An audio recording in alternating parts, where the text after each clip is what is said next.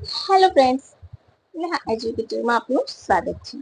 આજે હું તમારા માટે લઈને આવી છું 17 અને 18 ઓગસ્ટના મહત્વના કરંટ અફેરના બનાવો, જે તમારી આવનારી પરીક્ષામાં તમને ખૂબ ઉપયોગી થશે અને તમને ચોક્કસથી એક માર્ક અપાવશે.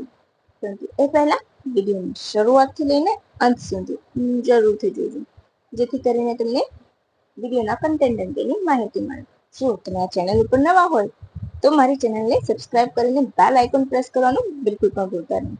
મને પણ તમારા ઇન્સ્પિરેશનની જરૂર છે. હું તમારા માટે આટલી મહેનત કરું છું તો તમે એક શેર અને લાઈક અને સબસ્ક્રાઇબ બટન તો દબાવી શકો છો ને, ખરું ને મિત્રો? તો ચાલો ફટાફટ આપણે શરૂ કરીશું. અને હા, તમારા માટે હું છેલ્લા 6 મહિનાનું કરંટ અફેર તૈયાર કરી રહી છું. સપ્ટેમ્બરમાં તમને સૌને ખ્યાલ છે એક્ઝામ આવશે, રાઈટ? તો એમાં અમે જાન્યુઆરીથી લઈને છેલ્લા 6 નહીં તો હું તમને 8 મહિનાનું કરંટ અફેર આપીશ. કારણ કે ડીવાયએસઓ જીપીએસસી નો ઇતિહાસ છે કે એ એક વર્ષ જૂનું પણ પૂછી લે છે, રાઈટ? તો હું તમને જાન્યુઆરીથી લઈને અત્યારે એપ્રિલ અને દેન મે થી લઈને ઓગસ્ટ સુધીના જેટલા પણ મહત્વના બનાવો છે એને હું તમારા માટે લઈને આવીશ. સાથે સાથે ટૂંક સમયમાં હું લોકવારસો પણ લઈને આવું છું ગુજરાતમાં, તો એ પણ તમે જોઈ લેજો. ચાલો હવે શરૂ કરી દઈશું. આજનો આપણો પ્રથમ પ્રશ્ન છે, તાજેતરમાં કઈ ફ્રીગેટ ઇટાલીની સફર ઉપર છે?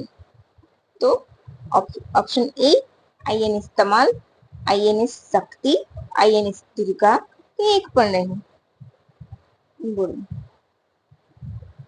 તમને ખ્યાલ હશે આઈએનએસ તમાલ વિશે આપણે ભણેલા છે, રાઈટ? બોલો કઈ આવશે?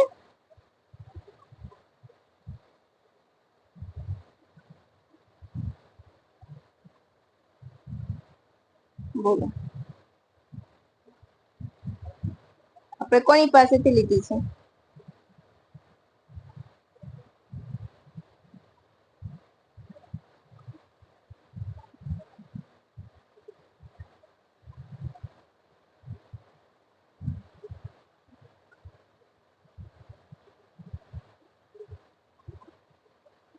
તો આપણે રશિયા પાસેથી લીધી હતી, એ આપણે ભણેલા છે, બરાબર? તો એ જ છે અત્યારે ગઈ છે ક્યાં? તો ઇટલીની સફરે. તો આપણો જવાબ શું આવશે? Option A INS Tamal, right? શું આવશે? આઈએનએસ તમાલ. રશિયાના યનંત એરપોર્ટ પાસેથી આપણે લીધી હતી, રાઈટ? ભારતીય કઈ? તો ભારતીય નેવીમાં સામેલ કરી હતી. અને બીજી કઈ હતી? સુશીલ તમાલ, સુશીલ યાદ રાખજો. શું આવશે? INS Tamal, right? નેપલ્સ બંદરને રોકાણ દરમિયાન તેમણે ક્યાં શું કર્યું છે? તો આઈએનએસ તમાલે રોકાણ કર્યું છે, બરાબર? જ્યાં શું છે? તો ઇટલી વચ્ચે સંરક્ષણ સહયોગ અને ક્રિયા પ્રતિક્રિયાને પ્રોત્સાહન આપવા પર ધ્યાન કેન્દ્રિત કરશે. ઇટલીની વિઝિટથી શું થશે? તો બંને દેશો વચ્ચેની નિકટતા વધશે, નેવલ સહયોગ પણ વધશે, બરાબર? અને સંરક્ષણ સહયોગને એકબીજાનો સપોર્ટ મળશે. મોટા ભાગની એક્સરસાઇઝ કે મુલાકાત એ માટે જ હોય છે કે બે દેશો વચ્ચે સાયુજ્ય સજાય, રાઈટ? હવે મોસ્ટ ઇમ્પોર્ટન્ટ ક્વેશ્ચન કે હમણાં જ આપણો 79મો સ્વતંત્રતા દિવસ ગયો ત્યારે વડાપ્રધાન દ્વારા બહુ મોટી જાહેરાતો કરવામાં આવી છે. હજુ જાહેરાતો જ કરવામાં આવી છે. જ્યારે એ અમલમાં આવશે ત્યારે હું તમને એનો ડેટા આપીશ. પરંતુ જે જાહેરાતો વધારે પડતી મોટી જાહેરાતો થઈ છે એના વિશે આપણે થોડીક માહિતી લઈશું, અને આજના વિડીયોમાં એ જ આવશે બધી માહિતી. જ્યારે ઓન એર પ્રોજેક્ટ તરીકે પ્રોપર અમલમાં આવશે ત્યારે આપણે વધારે ડિટેલ જોઈશું, રાઈટ? 1 2 3 આખું A to Z ડિટેલ જોઈશું. અત્યારે ફક્ત જાહેરાત થઈ છે અને જાહેરાતોનો કોઈ મતલબ હોતો નથી. એટલે હું તમને જસ્ટ કઈ જાહેરાત કરી એ પૂછાતું હોય છે પેપર સેટર દ્વારા કે આ જાહેરાત કરવામાં આવી છે, બરાબર? એ જાહેરાત ફક્ત ને ફક્ત જાહેરાત જ હોય છે, બરાબર? એક ભાષણ હોય છે કે ભાષણને કેવી રીતે એટ્રેક્ટિવ બનાવવું અને લોકો સુધી પહોંચાડવું. કારણ કે 15મી ઓગસ્ટ આપણો રાષ્ટ્રીય તહેવાર છે અને એ રાષ્ટ્રીય તહેવાર પર વાતો થાય, જે પણ થયું હોય એ બધી ઘટના ઓન લાઈવ આવતી હોય છે. અને એ જે મોટી જાહેરાતો થઈ છે એ મોટી જાહેરાતો હું તમને અહીં કહીશ, પરંતુ જ્યારે એ યોજનાઓ બની જશે ત્યારે આપણે વધારે ડિટેલ કરીશું. હું કોઈ તમને પક્ષાપક્ષી નથી કરતી, પણ જે સિનારીઓ છે એ કહું છું. ફક્ત જાહેરાતો જ છે, આ ફક્ત ને ફક્ત જાહેરાતો છે, એટલા માટે કહું છું. અક્ષર શું આવશે? તો આમાં કેટલા કરોડના ઉદ્ઘાટન કરશે દિલ્હીના જો આ થઈ ચૂક્યું છે, બરાબર, આ વસ્તુ થઈ ચૂકી છે, ઉદઘાટન કરી ચૂક્યા છે વડાપ્રધાન. એનું મેં પીઆઈબી ઉપરથી એસએસ લેવાનું હું ભૂલી ગઈ છું, પરંતુ તમે પીઆઈબી પર જશો તો તમને મળી રહેશે. તો કેટલા કરોડની? 11,000 કરોડની યોજના છે, બરાબર. તો આપણે જોઈ લઈશું એમાં શું કઈ કઈ છે. તો દ્વારકા એક્સપ્રેસ વે નો દિલ્હી સેક્શન અને અર્બન એક્સટેન્શન રોડ સાથે સમાવેશ કરવામાં આવ્યો છે. કેટલા કિલોમીટર છે દ્વારકા એક્સપ્રેસ? 10.1 કિલોમીટર, બરાબર. એ સિવાય બીજું છે હરિયાણા સેક્શન નું ઉદઘાટન કર્યું છે, બરાબર. બીજું અર્બન એક્સટેન્શન છે, દ્વારકા અને અર્બન એક્સટેન્શન, બરાબર. એ બંને યાદ રાખજો. હવે તમારે વધારે ડિટેલની જરૂર નથી હોતી આમાં, બીજા રાજ્યનું કે એ હોય ને તો, બરાબર. તો પણ તમે જ્યારે રીડ કરો ત્યારે આ ડિટેલ એક વખત શાંતિથી વાંચી લેજો. જીપીએસસી આંકડા પૂછે છે. દ્વારકા એક્સપ્રેસ વે જે જરૂરી છે એ મેં તમને આપ્યું છે કે 10.1 કિલોમીટર લાંબો છે, 5,360 કરોડનો એમાં ખર્ચ કરવામાં આવ્યો છે, બરાબર છે. અને બીજો ખર્ચ શેમાં થશે? તો અર્બન એક્સટેન્શન. તો તમને પ્રશ્ન આમ પૂછાય કે તાજેતરમાં વડાપ્રધાન દ્વારા રૂપિયા 11,000 કરોડના ખર્ચે દિલ્હીમાં 2 એક્સપ્રેસ હાઈવેની વાત કરી છે. એમાં નીચેનામાંથી કયા 2 હાઈવેનો સમાવેશ થાય છે? બરાબર. Option A Dwarka expressway Delhi section અને option B urban extension road. ઉપરનું ફક્ત એ અને ડી, એ અને બી બંને, અથવા તો એ અને બી બંનેમાંથી એક પણ નહીં, એવું તમને પૂછે તો તમારે આ વસ્તુ ત્યાં કામમાં આવશે. દ્વારકા એક્સપ્રેસ વે ની આપણને આપેલી છે 10.1 કિલોમીટર. હવે ત્યાં હરિયાણા સેક્શન છે, રાઈટ. હરિયાણા સેક્શન એટલે ગ્રીનરી છે, એક પ્રકારના ગ્રીન ઝાડ ઉગાડવામાં આવે છે, બરાબર.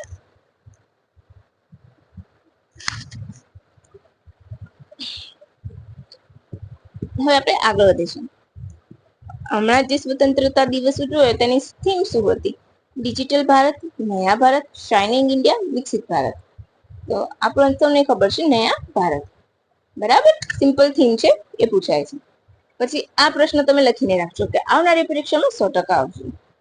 79માં સ્વતંત્રતા દિવસે સભાસર લોન્ચ કરવામાં આવી, તે શું છે? સભાસર લોન્ચ થઈ એ શું છે? ગ્રામ વિકાસ યોજના છે, પંચાયત તાલીમ કાર્યક્રમ છે, એઆઈ આધારિત મીટિંગ જનરેટ સાધન છે, કે પછી પંચાયત એડવાન્સમેન્ટ ઇન્ડેક્સ છે, એટલે કે પીએઆઈ. અને પીએઆઈ નથી એ આપણને ખબર છે, કારણ કે આપણે એના વિશે પહેલા પણ ભણી ચૂક્યા છે પંચાયત દિવસના દિવસે, રાઈટ. તો એ પીએઆઈ શું છે એ પંચાયત દિવસનો તમે મારો વિડીયો જોશો તો તમને મળશે. હવે પંચાયત દિવસ ક્યારે ઉજવાય છે? 24 એપ્રિલ, બરાબર. યાદ રાખજો. અહીંયા આપણો જવાબ શું આવશે? તો આરઓઈ છે એઆઈ જનરેટેડ સાધન છે જે મીટિંગોનું મોનિટરિંગ કરશે અને રેકોર્ડિંગ કરશે. શું? તો સભાસર. હવે આપણે જોઈશું જે ગ્રામ સભા અને પંચાયતની બેઠકોનું ઓડિયો વિડીયો રેકોર્ડિંગ કરશે. મુખ્ય મુદ્દાઓને મિનિટ્સ ઓફ મીટિંગમાં ફેરવશે, એટલે કે એમઓએમ માં બનાવશે, રાઈટ. એઆઈ અને એનએલપી એટલે કે નેચરલ લેંગ્વેજ પ્રોસેસિંગ નો ઉપયોગ કરશે અને તેને ભાષીની યોજના સાથે, નોટ પાસીની પણ ભાષીની યોજના સાથે સંકલિત કરશે, બરાબર. ભાષાની તમને ખ્યાલ છે, એપ પોર્ટલ છે, એની સાથે એને સંકલિત કરશે. સભાસદના કારણે શું થશે? તો પંચાયતનું કાર્ય પારદર્શક અને જવાબદારી થઈ જશે. એ સિવાય આદિત્ય ગ્રામોદય સંકલ્પ પત્રિકાની 16મી આવૃત્તિ પ્રકાશિત કરવામાં આવી, તો એ પણ યાદ રાખી લેજો, બરાબર છે. આટલા મુખ્ય પોઈન્ટ છે અને આ આવનારી પરીક્ષામાં તમારે 100% પૂછાશે. હવે તમને એવું નથી લાગતું ફ્રેન્ડ્સ કે તમારે મને એક લાઈક આપવી જોઈએ? તો તમારા માટે કેટલી બધી મહેનત કરું છું. મને ખ્યાલ છે કે મોટા મોટા ક્લાસીસ વાળાના સબસ્ક્રાઈબર પણ વધારે હોય. કેમ? તો એમનું નામ છે એટલે તમને એ કન્ટેન્ટના નામે રિવિઝન કરાઈને 1 કલાકના લેક્ચરમાં ભૂટ્ટી પીવડાયા કરે, એ તમને વધારે પસંદ આવે છે, એ મને ખબર છે. મેં જોયું છે કે એક વખત ચેસનું આવે તો મહિનામાં 4 વખત એ ચેસનું રિવિઝન કરાવડાવશે. એ કોઈ રીત નથી હોતી, કારણ કે એ જયારે પેઇડ કરતા હોય ને ક્લાસીસ ત્યારે એ બધું ભૂટ્ટી નહીં પીવડાવે. એ પ્રોપર ટાઈમ વેસ્ટ નહીં કરે વિદ્યાર્થીઓનો. તમને ફ્રીમાં આપે છે ને એટલે તમારો ટાઈમ વેસ્ટ કરે છે, એ એમની સ્ટ્રેટેજી છે. અને પછી પોતાના વખાણ કરીને પોતાને બેસ્ટ કેવડાવે છે. But this is not a strategy.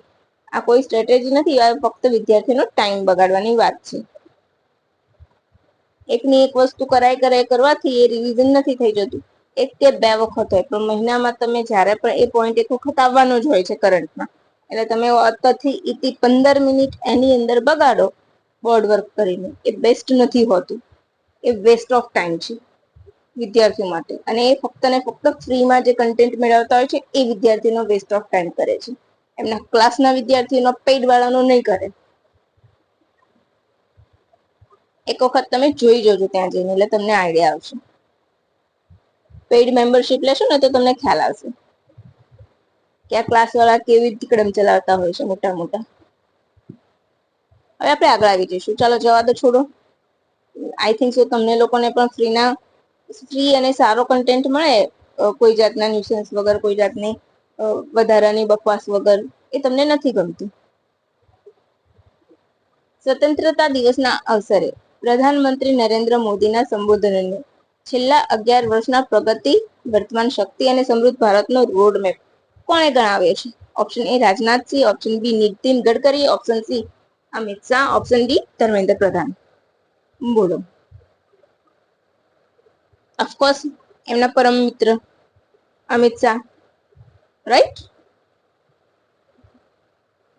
હવે આપણે આગળ વધીશું. આમાં તમારે વધારે કંઈ કરવાની જરૂર નથી. ઘણી વખત પેપર સેટર ફરેલા દિમાગ નો હોય, કાં તો કોઈ એક પક્ષ તરફનો પ્રેમી હોય તો આવો પ્રશ્ન પૂછી લે સામાન્ય વસ્તુમાં, અને આપણને ખબર પણ ન હોય. પરંતુ આ વસ્તુ મેં પીઆઈબી માંથી જ લીધી છે, બરાબર? આખું આ સેન્ટેન્સ પીઆઈબી નું જે હતી એમાં આપેલું હતું, તો મને લાગ્યું કે આવો પ્રશ્ન પૂછાઈ શકે છે. અને પૂછાઈ જાય તો મને યાદ કરી લેજો, આવીને કમેન્ટ કરી જોજો કે હા મેમ તમે આ પ્રશ્ન પૂછ્યો તો ને આવી ગયો. આ ઇમ્પોર્ટન્ટ છે. હવે નેક્સ્ટ ક્વેશ્ચન. આપણે લગભગ મેં 7 પોઈન્ટ લીધા છે અને 7 પોઈન્ટ અગત્યના છે. હવે આ મિશન સુદર્શન ચક્ર કયા હેતુ માટે જાહેર કરવામાં આવ્યું છે? ખેડૂતોના હિતોની સુરક્ષા માટે, દેશના માળખાગત સુવિધાના રક્ષણ માટે, અવકાશ મિશન માટે કે પરમાણુ ઉર્જાના વિકાસ માટે? તમને ખ્યાલ હશે કે વડાપ્રધાન દ્વારા સુદર્શન ચક્રની પણ વાત કરવામાં આવી હતી. તો અહીં શું આવશે? ઓપ્શન બી દેશના માળખાગત સુવિધાને રક્ષણ કરવા માટે, રાઈટ? લાલ કિલ્લા પરથી વડાપ્રધાન દ્વારા જાહેરાત કરવામાં આવી કે ભારતના મહત્વના સ્થળો જેવા કે સરકારી ઇન્સ્ટોલેશન, રાષ્ટ્રીય સુરક્ષા કેન્દ્ર, સૈનિક મથકો, મોટા મંદિરો બધાને આધુનિક ટેકનોલોજીથી સજ્જ કરાશે, અને જો દુશ્મન હુમલો કરે તો તેનો જડબાતોડ જવાબ આપવા માટે પણ આ મિશનનો હેતુ છે. એ સિવાય multi layer weapon, drone, UAV સામે એટલે કે અનઆર્મ્ડ વેહિકલ સામે માઇક્રોવેવ હથિયાર ડેવલપ કરવા, એઆઈ આધારિત સર્વેલન્સ સિસ્ટમ વધારવી અને સાયબર સુરક્ષાને મજબૂત કરવાનો પણ આ મિશનનો હેતુ છે. એ સિવાય એમણે શું કર્યું હતું? તો રાષ્ટ્રીય સ્વયંસેવક સંઘના 100 વર્ષ પૂરા થયાનો ઉલ્લેખ કર્યો. 1925માં સપ્ટેમ્બરમાં કેશવ હડબેગર દ્વારા સ્થાપના થઈ હતી. એટલું યાદ રાખજો, ઇનફ છે. એ સિવાય નેક્સ્ટ જનરેશન જીએસટી સુધારા વિશે વાત કરી હતી. દિવાળીની આસપાસ એ સુધારા આવશે, રાઈટ? હવે અમે કાલનો પ્રશ્ન આજે મૂકી દીધો છે ભૂલથી. 19 ઓગસ્ટ કયો દિવસ ઉજવવામાં આવે છે? વર્લ્ડ ફોટોગ્રાફી ડે, વિશ્વ માનવતા દિવસ, એ અને બી બંને, ફક્ત એ? તો અહીં શું આવશે આપણો જવાબ? એ અને બી બંને. ઇનફ છે. આની ડેટા હું હવે તમને કાલે જ આપી દઈશ, બરાબર? ચાલો ત્યારે હવે એની થીમ જોઈ લઈશું. શેની? તો માનવતા દિવસની થીમ જોવાની છે. એ 2009 થી ઉજવવામાં આવે છે અને થીમ છે strengthening global solidarity and empowering local communities. Enough છે આટલું. આનાથી વિશેષ ડિટેલમાં જવાની જરૂર નથી હોતી. ઘણા બધા ક્વેશ્ચન એવા હોય છે, જેમ કે બીજા રાજ્યની કોઈ યોજના હોય છે, તેમાં ઘણા લોકો એક પોઈન્ટ પણ આવશે. ભાઈ બીજા રાજ્યની યોજના છે, ગુજરાત રાજ્યની નથી, કે તમે એક પોઈન્ટ કરાવો છો. એટલું ડિટેલમાં કદી આવે જ નહીં, ક્યારે એવું ના આવે. એની હું તમને લખીને ગેરંટી આપું છું કે એટલી બધી ડિટેલ કરાવવાની જરૂર જ નથી હોતી. પરંતુ કેવું, વ્યુઅર મળે, ટાઈમ લિમિટ મળે, એટલે એડ મળે અને એમને પેમેન્ટ મળે. એમને કોઈનાથી, વિદ્યાર્થીઓથી મતલબ નથી હોતો.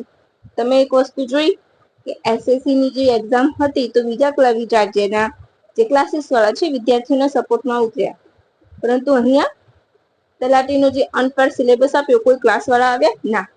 એટલે ક્લાસ વાળાને ફક્ત પૈસાથી મતલબ હોય છે, એમાં પણ ગુજરાતના ક્લાસીસ વાળાને ખાસ. તો પ્લીઝ ફ્રેન્ડ્સ, તમને અમારા જેવા જે નાના નાના કન્ટેન્ટ ક્રિએટર હોય છે ને, એ લોકોને થોડું ઇન્સ્પિરેશન આપતા રહો તો ગમશે. ચાલો હવે રજા લઈશું. બીજું તો હું શું કહી શકું. અને આ વિડીયોની પીડીએફ તમને નીચે ડિસ્ક્રિપ્શન બોક્સમાં જરૂરથી મળી જશે. એટલે ડાઉનલોડ કરી લેજો. અને જો ડાઉનલોડ કરવામાં કોઈ ઇસ્યુ આવતો હોય તો પ્લીઝ એક કમેન્ટ કરી દેજો, જેથી કરીને તમારો ઇસ્યુ હું સોલ્વ કરી શકું.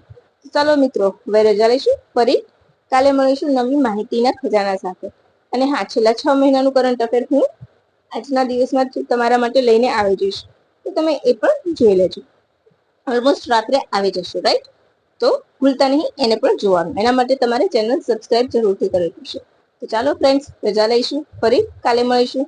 Thank you for watching my video and have a good day friends.